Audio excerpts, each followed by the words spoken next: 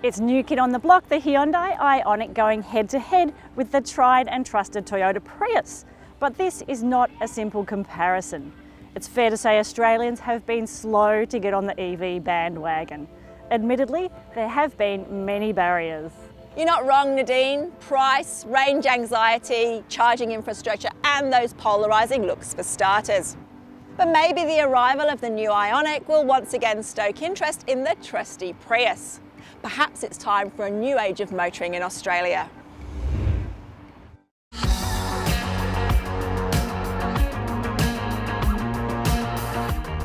The Toyota Prius hit Australian roads in 2001 and, let's be honest, it's copped its fair share of flack, critics pulling apart its looks and dynamics.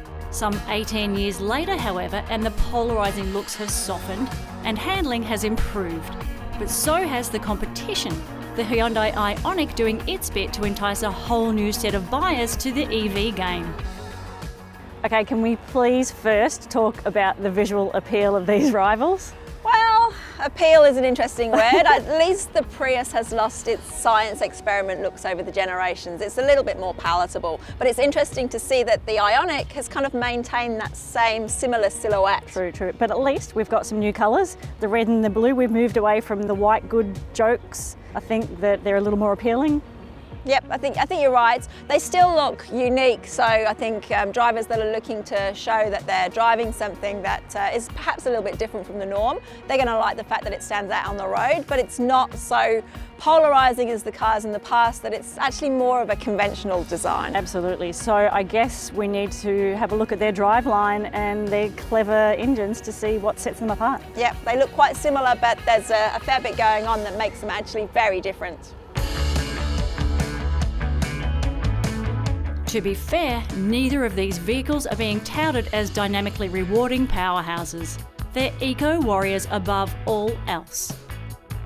The Prius is quite a heavy car, but it feels solid, and as a result it feels really planted on the road. The CVT is not only smooth, but it's also quiet, and when you put your foot down, it's pretty responsive. And the big difference between this IONIQ and the Prius is that this is the plug-in version, which means that you can do up to 60 kilometres on pure EV range. And for many people that don't have a long commute, that means you're going to be driving on electricity for most of the week. And plug-in hybrids, well, we're going to start seeing a lot more of them on the road because they offer the best of both worlds. We get that pure electric driving for a small portion of the day, but then we've got that extended range as well. And on this one, with a full battery and a full tank of fuel, we're looking at a range of 1,000 kilometres. And that's on a par with the best diesels.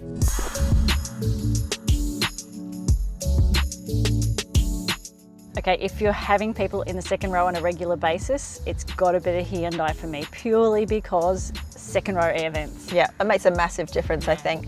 The odd thing though is that there's only one mat pocket on the back of the seats. There isn't anything on the back of the driver's seat, which is a bit unusual.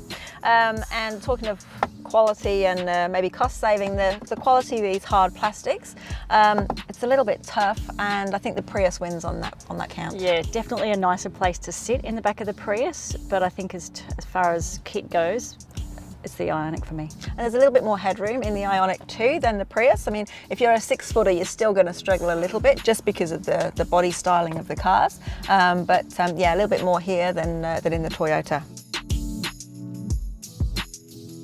So switch into the Prius, and it's such a different feel in here, and personally I think this interior hangs together better than the Hyundai.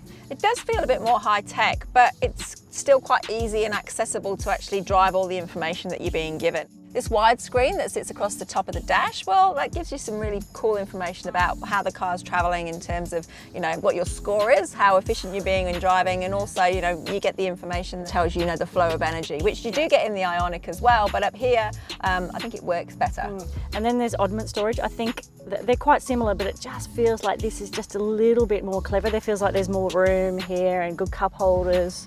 One thing that does let both of the cars down, and it drives us both bananas, is the use of the foot-operated park brake. I mean, seriously, these are 21st century cars with a 19th century technology. It's ridiculous.